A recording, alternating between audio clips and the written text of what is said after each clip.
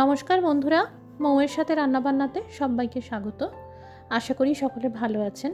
আলুর দম বানিয়ে তো আমরা অনেকবারই খেয়েছি। আজকে শেয়ার করব আলুর দমের থেকেও ঝটপট তৈরি হয়ে যাবে আরও টেস্টি স্বাদের একটি দারুণ রেসিপি, তিল আলুর সম্বার। টিফিন বা জলখাবারে রুটি পরোটা বা লুচি দিয়েও এটি খাওয়া যাবে। সকল দর্শক বন্ধুদের কাছে অনুরোধ, একটি করে লাইক দিয়ে দেবেন আর নতুন হলে চ্যানেলটি সাবস্ক্রাইব করে নেবেন। এখানে 10 থেকে 12টি ছোট সাইজের আলু সিদ্ধ করে নিয়েছি। খোসাগুলোকে ছাড়িয়ে নেব। এই রান্নায় ছোট সাইজের আলুই ব্যবহার করবেন।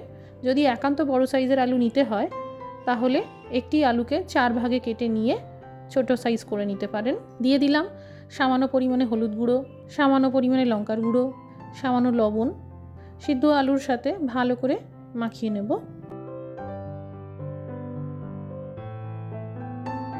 কড়াইতে পরিমাণ মতো তেল নিয়েছি আর গরম করে নিয়েছি। এখন খুব সাবধানে আলুগুলোকে ভেজে নিতে হবে। এই কাজটা তাড়াহুড়ো করে করতে যাবেন না, না হলে আলুর পিসগুলো ভেঙে যেতে পারে। একদিকটা ভালো করে ভাজা হয়ে গেলে আস্তে করে উল্টে দিয়ে অপর দিকটাও ভেজে নিতে হবে। সব আলুর পিসগুলোকেই দেখুন একটু লালচে বাদামি করে ভেজে নিয়েছি। এবার একটা পাত্রে তুলে নিলাম। নিয়েছি 35 গ্রাম মতন সাদা তিল। ফ্রাইং প্যানে এই সাদা তিল হালকা বাদামি রং আসা পর্যন্ত সেঁকে নেব। খেয়াল রাখবেন তিলের একটা দানাও যেন পুড়ে না যায়। সেঁকার পর হালকা বাদামি রং ধরেছে আর সুন্দর গন্ধ বেরোচ্ছে। এবার আঁচটা বন্ধ করে দিলাম আর এইভাবে নাড়াচাড়া করে ঠান্ডা করে নেব। 2 চামচ সেঁকা তিল আলাদা সরিয়ে রেখে দিলাম গার্নিশের জন্য। মিক্সার জারে এই বাকি সেঁকা তিল দিয়ে দিলাম। একটা ফাইন পাউডার তৈরি করে নেব। এই দেখুন তিল গুঁড়ো করে নিয়েছি। এবার এই গুঁড়ো করা সাদা তিল ভেজে রাখা সিদ্ধ আলুতে দিয়ে দিলাম।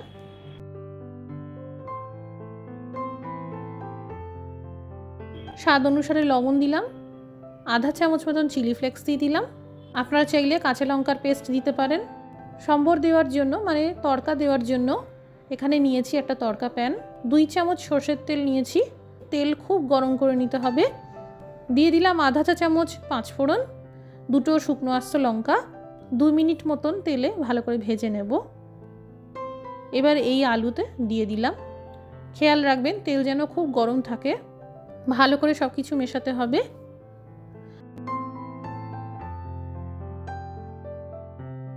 আধখানা পাতিলেবুর রস দিয়ে দিলাম আর গরম থাকতে থাকতেই ঢাকা চাপা দিয়ে 3-4 মিনিট মতন রেখে দেব। এতে সব মশলা আর ফ্লেভার আলু অ্যাবজর্ব করে নেবে। তৈরি হয়ে গেল তিল আলুর সম্বর। এই পদটি ঠান্ডা করে খেতে সবথেকে ভালো লাগে। লুচি দিয়ে খেয়ে দেখবেন, অসাধারণ খেতে লাগে। একবার এইভাবে বানিয়ে দেখবেন। আজকের রেসিপিটি ভালো লেগে থাকলে শেয়ার করে দেওয়ার জন্য অনুরোধ রইল।